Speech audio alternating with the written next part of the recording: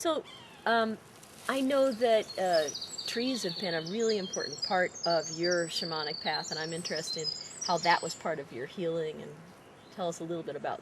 After the bolt of light, I I wasn't able to really live on my own.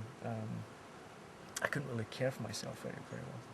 And I had met a very amazing person who asked me if I would come and live with her in her little cottage on the east coast of Scotland. And I said I didn't agree. She showed up one day with a truck and started moving my stuff.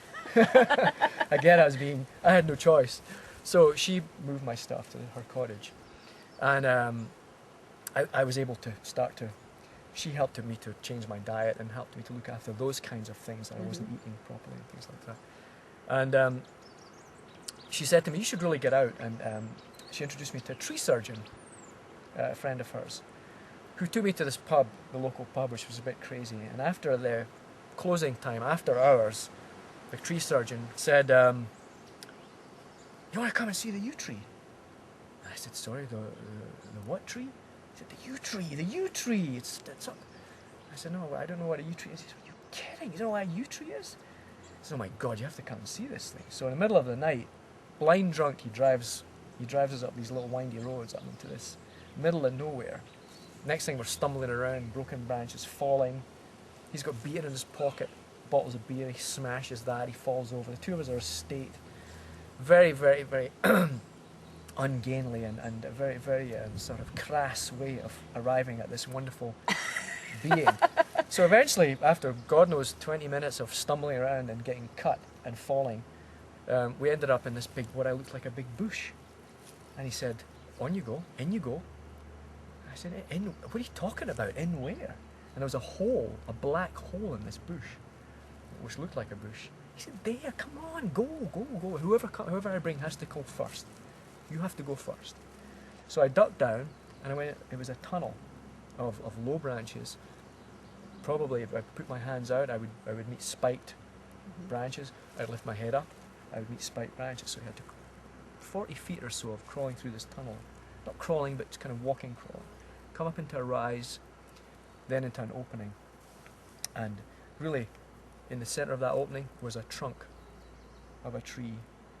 And I went over to the trunk and I looked up and I realized that the branches grew out 11 or 12 feet out into space and dropping down back into the earth, forming new trees and carrying on. And this was my first introduction to the ancient yew tree, a female ancient yew tree. And just as I was looking, Bob came up behind me and said, welcome to an unknown wonder of the world, which it is, and began to explain to me a little bit about the tree at that point. And this tree in particular is pretty old, wasn't it?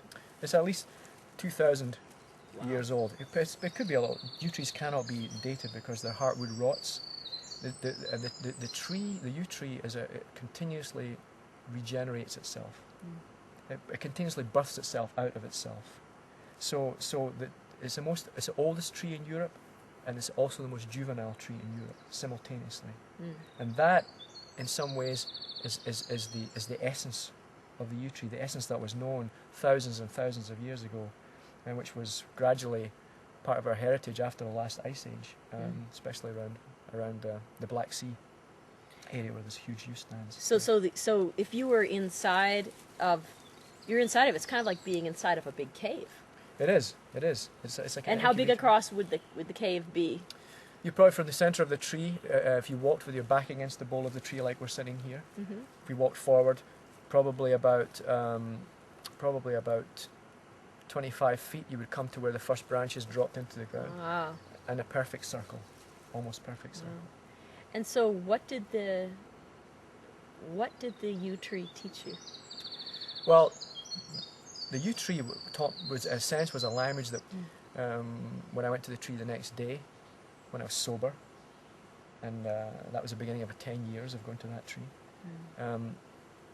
I had a sense of sleepiness, and then being brought out of that with these sudden convulsions where I was actually almost being thrown up off the ground and back down, slammed back down. And those convulsions lasted for 3 years under the tree. as my body felt like my body was being changed. So at first it was a very, very visceral experience. And gradually it changed into more of an experience where I began to see visions under the tree of things that happened there, ritual that was carried out there, particular spirits that would appear. And of course the yew tree itself is its own archetype, is its own thing. It was able to, somehow the tree is, the knowledge in the tree, as I said, was like a language that was written on my, written into my body. So in terms of your shamanic path, your teaching was directly from the land and the spirits of the land, not through a human-initiated tradition. Not through a human-initiated tradition. I didn't have any human teachers. I've never had any human teachers. I have people who inspire me, like Sylvia, and other people that inspire me. But I haven't had any teachers as such, and so it was the tree that was really my teacher. Yeah. Which sounds very, very odd nowadays to say that, and particularly in a kind of where we have this nice view of nature, of going out into nature and hugging trees. This was really not that kind of experience. When I hugged a tree, it was going to hug me right back in a way that I wouldn't like to describe to.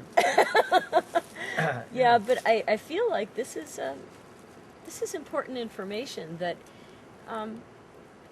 that a person can be initiated based on a personal experience and an interaction with nature. It's not necessarily a passed on tradition for all people. For some people there are initiate traditions, but in some ways it's to have been put in the position of having to really open your awareness and learn from something that's more subtle, in some way more challenging, because it's not being handed to you.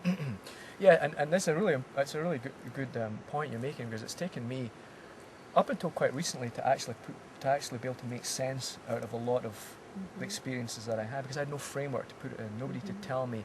There wasn't a set stage of initiations that I was led through by humans, by teachers. Although under the tree many times I was led through ritual by spirits who were, I would say, were involved in a yew cult, and who were able to help me at certain points. But so there was in some ways a human tradition, but it was through the spirit realms that you connected to it, not through someone said, "I'm going to take you and teach you this stuff." Yeah, there's nobody left to teach it. Yeah, there's no one left to teach it. I feel that a lot of that, I feel that there's some ways a responsibility that a lot of that knowledge was given to me, and it's like it's almost like I've been given this knowledge, and now I have to make sense of it, and I have this responsibility to present it in a way which is responsible and conveys the depth and the power of transformation and healing, which is what the yew tree is really all about, what the cult of the yew tree was all about. So what would you say are some of the gifts that you received from becoming a shaman through initiation? I think that one of the biggest gift was having a sense of understanding what we need in order to heal, and an understanding of a sense of rejuvenation that comes from moving ourselves back to a place which is more about origins and about our beginnings, healing coming from that place rather than dealing just with symptoms. And the healing, which is something that Mircea Eliade talks about in his books, The Myth of the Eternal Return, which you see in many other cultures, was also practiced in